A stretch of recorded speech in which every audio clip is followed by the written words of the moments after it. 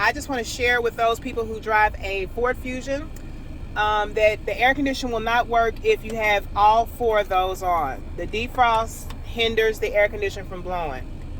I spent the last 3 or 4 days thinking that my air conditioner was out. I checked the antifreeze. Antifreeze was good. And I was just like, well, what's up?